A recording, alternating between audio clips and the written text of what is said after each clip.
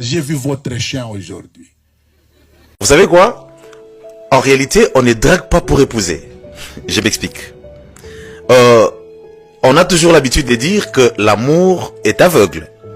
Alors, si l'amour est aveugle, c'est que le mariage est visionnaire. Dans les fiançailles, l'amour se sent. Mais dans le mariage, l'amour se sait. Je vais m'expliquer. Quand on est fiancé, on sent qu'on aime. Quand on devient marié, on sait qu'on aime. Ainsi donc, lorsque nous nous aimons, c'est par passion que l'on s'aime. Mais pour arriver à nous marier, ça n'a rien à voir avec la passion, ça a à voir avec la réflexion basée sur une vision.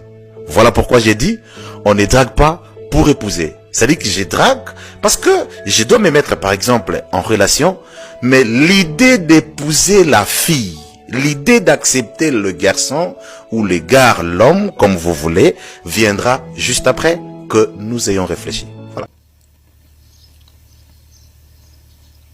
On marche mieux avec ce qu'on sait qu'avec ce qu'on sent. Parce que ce qu'on sent est flottant, ça subit le mouvement des circonstances. Vous allez le sentir en fonction de la manière dont la personne se présente devant vous et se comporte devant vous. Jonathan Immaculée est très jolie ce soir, elle est pimpante en ce jour du 2. Mais je ne sais pas si dans 5 ans elle aura la même forme. Elle peut être arrondie, boursouflée.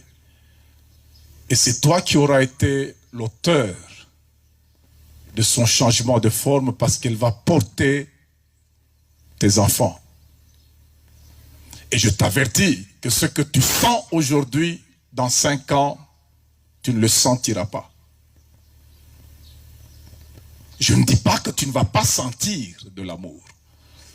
Mais ce que tu sens aujourd'hui, pendant que tu vas te marier, tu ne le sentiras jamais tous les jours de ton mariage. Parce qu'il arrive que le mot sentiment dise ce qu'il dit. C'est un senti qui peut mentir. Le sentiment. Sentiment. Vous me comprenez? Sentiment. Ce qu'on sent peut mentir. Les sentiments d'amour dans les fiançailles, c'est un peu comme le taux de change, il est flottant. Lorsque tu la vois en jupe, tu peux sentir quelque chose. C'est la jupe qui a créé ce sentiment. Dès que tu la vois dans une longue robe bizarre, tu peux sentir autre chose, tu peux être énervé, tu sens que mais comment est-ce qu'elle peut s'habiller comme ça? Alors que hier, c'est la même personne que tu as vue en jupe qui était fantastique, merveilleuse, et tu as senti des choses. Et pendant les fiançailles, on sent le sentiment tellement fortement qu'on peut se lever à 3 heures du matin. Alors qu'on a fixé le rendez-vous à 15 heures. Mais déjà 3 heures du matin, on est debout en train d'essayer des habits devant un miroir. Celui à qui c'est pas arrivé, malheur à lui, n'a pas goûté à ça. Mais je sais que moi, ça m'est arrivé. Je ne vais pas jouer au Rambo. Il n'y a pas de Rambo, il n'y a pas de Boer en matière d'amour. Quand on aime, c'est l'amour qui te réveille pendant la nuit et qui commence à t'inspirer des choses. Tu commences à te donner les mots à les prononcer, les postures à prendre, la manière dont tu vas l'impressionner. Ça, on sent ça, on sent. Si tu n'as pas senti ça, c'est que tu n'as jamais aimé. Il est temps que tu te poses cette question-là. Si tu n'as pas connu ces moments où, lorsque tu peux même voir le chien de ta fiancée, vous allez commencer la conversation par là. J'ai vu votre chien aujourd'hui. Tout ce qui est de chez elle est intéressant. Il suffit que tu vois le fils de son oncle. Vous allez commencer par là. J'ai vu le fils de ton oncle. Donc, on n'a rien à se dire, mais on est là à sentir que l'autre est là et je dois marquer ma présence parce que je sens que j'aime. Je sens que j'aime. Ça, c'est l'amour dans les fiançailles. Mais quand on traverse cette porte qu'on appelle mariage, parce que jusqu'ici, chacun vivait chez eux. Jusqu'ici, chacun était sous un toit sans l'autre. On n'a jamais vécu ensemble lorsque vous allez commencer à vous réveiller ensemble. Lorsque les jours vont s'accumuler ensemble, vous commencez à découvrir le comportement, le vrai comportement, la vraie nature de l'autre. C'est là que le sentiment va céder place au savoir.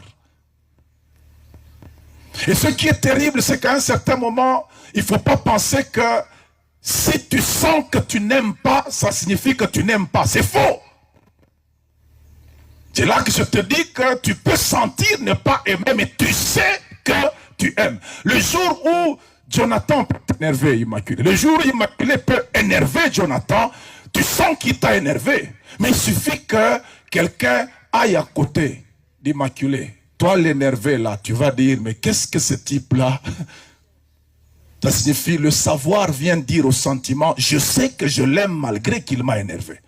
Je sais que je l'aime malgré qu'elle m'a énervé. C'est justement la base la plus puissante de l'amour.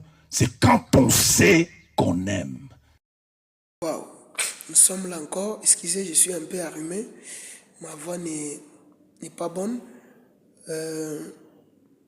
Docteur David Kateba, c'est un papa que j'aime beaucoup.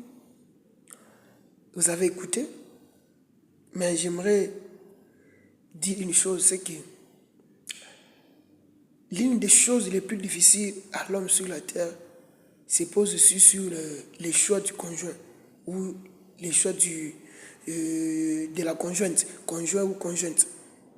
C'est l'une des choses les plus difficiles parce que même Adam lui-même, quand Dieu est venu leur demander, Adam, pourquoi as-tu mangé à l'arbre que je t'ai interdit?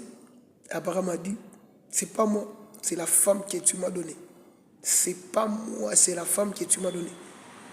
Donc, c'est l'une des choses les plus dures depuis la suite des temps, depuis le début avec le premier homme qui était Adam, faire les choix sur le mariage, sur la conjointe ou sur les conjoints, c'était difficile encore. Alors, continuons avec l'enseignement et on va écouter un autre homme de Dieu qui est juste après ça. C'est un bon papa, nous le connaissons, mais j'ai juste caché son visage ici pour l'écouter ici. Continuons. Mais avant de continuer, je te demande une chose, j'allais oublier. Abonne-toi. Abonne-toi sur la chaîne, partage. Ici, nous publions des vidéos chaque mardi et chaque vendredi. Donc, active la cloche de notification pour ne rien manquer. Pour ne rien manquer, active la cloche de notification pour ne rien manquer. Chaque mardi, chaque vendredi, active la cloche. Partage la chaîne avec notre personne pour plus de visibilité. Aide-nous, ça ne te coûte rien. 0 francs. Je le dis toujours, 0 francs. Mais tu peux quand même nous aider à amener aussi l'évangile partout. Comme la Bible elle-même dit, faites de toutes les nations mes disciples. C'est aussi un moyen d'apporter l'évangile. On n'est pas seulement dans les mariages, nous publions toutes les vidéos qui peuvent être intéressantes ou éducatives sur la vie des gens en tant que chrétiens, dans les affaires, la spiritualité, les combats spirituels, toutes sortes de prédications. Vous allez trouver ici avec des hommes de Dieu puissants, inspirants, connus encore au monde. Donc, une chose, abonne-toi. Abonne-toi, ça me fera du bien vraiment. Abonne-toi et partage la vidéo surtout. N'oublie pas de liker. Juste un pouce bleu. Ça ne te coûte rien. Merci. On continue. Oui, j'attendais vraiment le dire. Voici mes frères. J'espère vraiment que vous prenez très au sérieux ce que je vous dis. Parce que si tu échoues dans le mariage, frère, tu vas regretter. Tu vas demander l'enlèvement de l'église.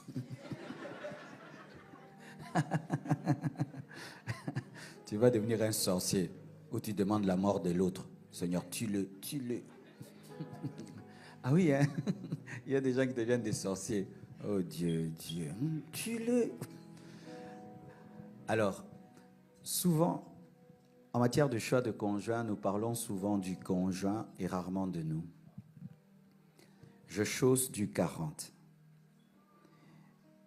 Lorsque je vais dans une boutique, la première chose que je cherche à connaître, c'est pas si ma chaussure sera brune, mocassin ou pas. Je chausse du combien? 40. Alors j'irai pas là où il y a le 39, le 41, le 42, le 50. Boum, 40. La connaissance de soi précise le choix. Qui es-tu, toi qui veux te marier? Même quand on va dans un restaurant, on dit végétarien, omnivore, carnivore, tout. Quand tu sais que tu es végétarien, du coup, tout ce qui est viande, tu enlèves. Qui es-tu? Tu veux te marier. Qui es-tu? Tu chausses du combien? Beaucoup de gens se sont mariés très mal parce qu'ils n'ont jamais su qui ils étaient et ils ont découvert qu'ils étaient en retard. C'est parmi les causes des désillusions dans le mariage, l'ignorance de soi. Alors la Bible dit ceci, que le Dieu de paix vous sanctifie tout entier, esprit, âme et corps. L'homme est un être tripartite, qui a un esprit, qui a une âme, un corps et qui habite une société et qui a une destinée. C'est ça l'homme. C'est un esprit, une âme, un corps qui vit dans une société et qui a une destinée. Alors, si tu ne connais pas ta destinée, comment tu veux te marier? Parce que on ne se fait accompagner que si on connaît la trajectoire de sa vie. Tu ne sais pas où tu vas. Pourquoi tu te maries? Parce que l'homme de ta vie, la femme de ta vie, c'est une aide semblable. Je vais t'aider sur base de quoi? Alors que tu ne sais pas ce que tu fais et ce que tu dois faire. C'est pourquoi il faut découvrir tout d'abord sa mission de vie avant de s'engager. Tu es appelé à influencer le monde entier. Mais tu te maries sans tenir compte de cela. Et tu épouses un mari qui a une petite vision. Tu vas être malheureuse. Il te tirera toujours vers le bas. Toujours vers le bas. Aussi. Il y a des personnes qui sont physiques, d'autres qui sont psychiques, d'autres qui sont spirituelles et d'autres qui sont sociales. Les personnes physiques, quand tu es un physique, c'est-à-dire tu sais, toi, quelqu'un peut être beau, plutôt intelligent, spirituel, sociable, tant qu'il n'est pas beau, tablette de chocolat, 1,90 m, tu ne prends pas. Ne prends pas. Attends tes tablettes de chocolat étant 1,90 m. Sinon, tu vas commencer à envier Brad Pitt et tout. Tu dois se connaître. Il y a des hommes comme ça. Ils n'ont que faire du caractère d'une femme. C'est le corps, le corps. Toi, vraiment, c'est la femme, c'est le corps. Si c'est vraiment ça, toi. Pas que tu le fais par suivisme. Toi, tu es comme ça. Une femme, pour toi, c'est le corps. Cherche une femme qui a le corps qui te plaît. N'ose pas te marier que spirituellement. Tu vas regretter. Mais d'autres, une femme peut être belle. Si elle n'est pas intelligente, il n'en a que faire. Un homme peut être beau. S'il n'est pas intelligent, il n'en a que faire. Eux, ceux-là, c'est l'âme. Ce sont des psychiques ou des sapiophiles. Les hommes qui sont amoureux du cerveau des autres. N'ose pas te marier sur base du physique, sur base seulement de la spiritualité. Tiens compte de l'intelligence de l'autre, du cerveau de l'autre. C'est pourquoi il y a des gens, ils t'aiment tant que tu n'as pas parlé. Quand seulement tu commences à parler, parce que lui, c'est le cerveau. D'autres, tu peux être intelligent, tu peux être beau, mais si tu n'es pas spirituel, tu ne dis jamais, oh, le Saint-Esprit. Alors que je priais, alors que je lisais ma Bible, tout d'un coup, Et ils sont amoureux des gens comme ça. Si tu es intelligent, beau, mais tu n'as pas ça, t'épouses pas. Cherche. Donc, alors que je priais. Mais il y a d'autres. Tu peux être spirituel, intelligent, beau. Si tu n'aimes pas sa maman, tu n'aimes pas ses amis, tu n'aimes pas ses frères et sœurs, et ils sont sociaux. Ils aiment toujours vivre entourés des gens. Leur bonheur, c'est quand les autres sont heureux. Si toi, c'est ça, toi, tu es un social. Alors, choisis quelqu'un qui est social comme toi. Sociable, hein? C'est ça, sociable. Et aussi, si tu as une grande destinée, choisis quelqu'un qui va t'accompagner dans cette grande destinée. Connais-toi toi-même. Que Dieu vous bénisse.